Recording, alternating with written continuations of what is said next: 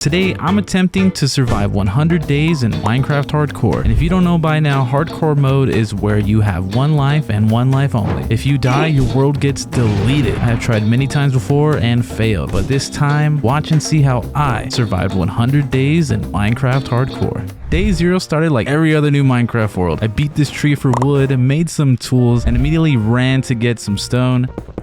Stone tools newly made, now I was in need of food. Luckily, the jungle is super cool with me and popped in some watermelons via cheats. Day 1, I mined a bunch of iron ore. Came across this big cave that I definitely was not going into. Then I crafted a shield, upgraded my tools again, and also a water bucket. The water bucket ended up saving my life here as I forgot how to fight creepers. Ended the day finding a mob spawner and some pretty cool loot. Day 2 through 6 consists of a lot, and I mean a lot of traveling. First on a horse, then I had to leave the horse behind to cross a body of water. And hey, did you know lapis spawned in the water like that? Pretty cool if you ask me. I came up to this cliff and did a trick shot dive into the water. I found 2 sunken ships and got some pretty good loot, including a diamond and some of those new armor trims. After a while longer, I found it. The place I can call my home, and conveniently right next to another village, so I can create a villager fun place. Day 7, I decided to go mining. Then walked into this huge cave, and this creeper tried to end my video here, but yeah, you know, that's not. Found 1 single diamond, but you know, I found 2 more shortly after, so you already know I had to craft a diamond pick. And luckily, I found even more diamonds after that. Then I mined some obsidian to portal into the Nether. The next few days flew by down in the cave. I popped out of the ground on day 12. Then I smelted my ores and was jumped by these annoying birds. Then the next 7 days, I built my house. Then I realized, yeah, this house kind of sucks. So the original plan failed and I needed to get some more wood choices. And you can never really go wrong with some spruce. Only problem is I don't have any. So the plan was simple. Get some spruce trees. So off I went in my boat to find some good old spruce. Eventually I did find some too, but the distance I had to go just to get some was so far, I couldn't just go back to my original spot. But actually this new area was even better than the one before. So I started building.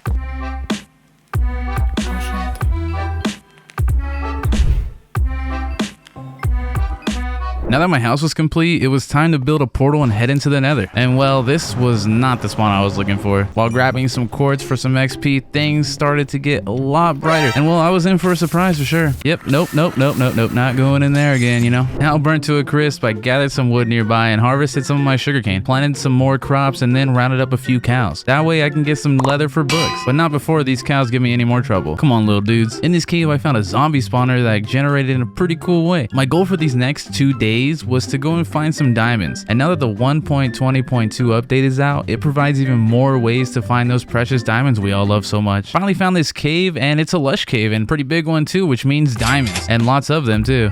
Nice. Day 38, I was back home and crafting my diamonds into some sweet armor. And for a bit of flex, some golden carrots because, you know, why not? I then breeded the cows, got some leather, and made some books and eventually crafted them into bookshelves. The next morning, I crafted an enchanting table to complete my enchanting setup. Then used my XP to get some quick enchantments on my new armor. 40 days in, and I was ready to try the Nether once again. I mined up until I reached this crimson forest, came across this piglin bastion, and I can raid it later for possible netherite upgrade tablets. And just a bit further to my right, I found the Nether fortress in the distance. Now it's time to kill some blaze. Wow, 13 rods? That should do the trick. The next 2 days, I went to the warp forest behind the fortress and set up a tent to safely kill some endermen. Man, do they look mad. I then crafted some Eye of Ender to throw in the sky and looked to find the stronghold on days 46 through 47. On the way, I found this insane village with 3 churches, and yeah, 1, 2, 3. Pesky silverfish were no match for me, and I was finally in the end portal room on day 48. Entering the eyes into the portal frame, I realized I was 1 short of activating the portal. It's all good though, I still have some prep work to do anyway. Days 49 through 50, I made a top tier enchanted pick, but I realized I needed a decent way to get even more XP. So I decided to make an XP farm out of that zombie spawner I found in the cave before. I went for a swim to get kelp for the bubble chamber for the farm, then took a quick trip to the Nether for some soul sand, but not without a fight as the sand was guarded by a group of piglins. With them out of the way, it was safe to collect the soul sand and also some bone blocks. Now the bubble chamber is active and working now to finish the rest of the farm walls and make it look good. I made this cool glass part too, so you can see the zombies as they float up in the bubble chamber. A few more finishing touches and the farm was done. On day 59, I made some room in my house for some more chests, and you know, that's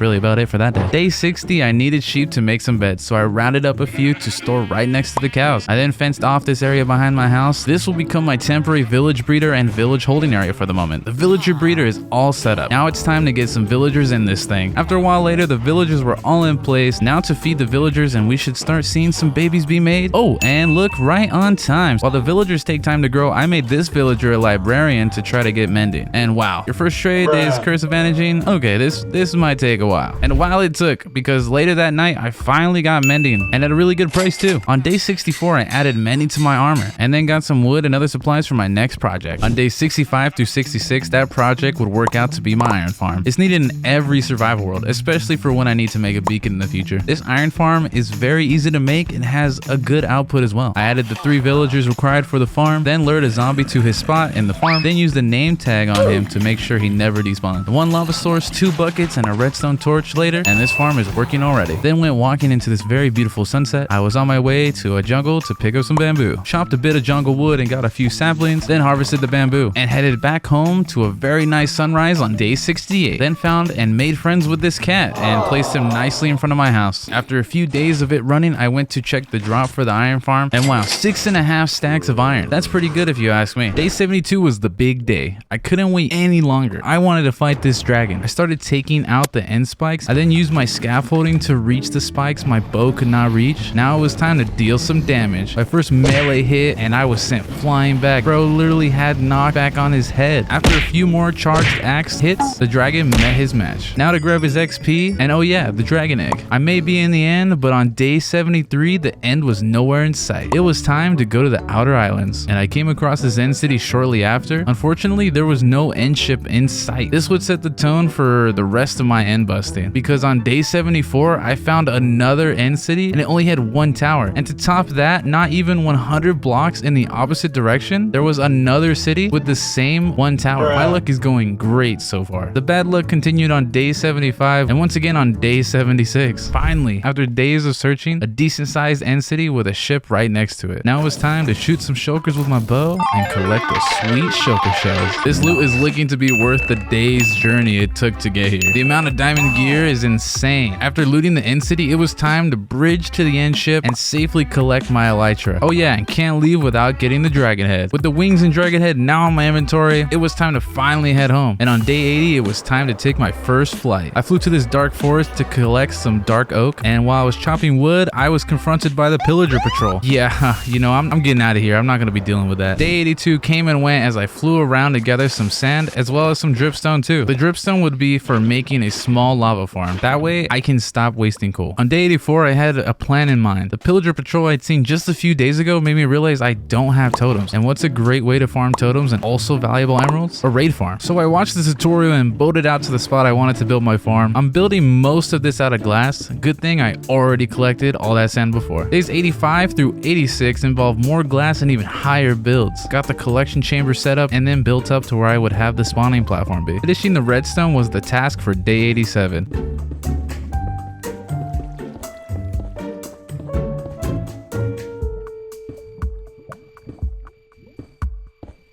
This villager decided to jump in my boat on day 88, so I used him for my raid farm, which by the way looks super good. Once the villager was in his spot, the raid farm was pretty much complete. Not to get bad omen. And hey, this is just the guy I'm looking for. Take this egg to the face, pillager. Back at the farm, the raid seems to be working. The mobs all spawning up top as planned, but the water does not seem to be pushing them. Turns out it was a quick fix, just needed a solid block instead of a glass block for the tripwire hook to actually work. The next day, with all the fixes and raid activated once again, the farm works and pretty well too. Look at all these totems. Day 91, I collected some wood. With that wood, I would start building a brand new house on day 92. On day 93, the frame of the house was done. More work to go though. I built the rest of the roof on day 94. Day 95 included adding oak planks as the flooring, also a few spruce trapdoors for building texture. I wanted my walls to include some calcite, so on day 96, I flew to a mountain with exposed calcite. Ended up with almost 12 stacks of this stuff too, which is more than enough for this build. I added some planters outside the windows as well. The window decorations continued on day 97, and one of the final touches for this build was to plant a nice looking cherry blossom tree. Now that the outside of the building was done, on day 98 it was time to decorate the inside. I started by making a storage room, as the one in my first base, it was kinda small. A combination of double chests and barrels, and my storage room was looking spiffy. It's day 99, and wow, we're so close to that big 100. Later that night, I bone mealed some tree saplings, and yes, the growing method is pretty weird, but it's the only way that's worked so far when it comes to growing big oak trees for me. And with the trees finally grown, the sun rises, and we have officially made it to day 100. This world has come so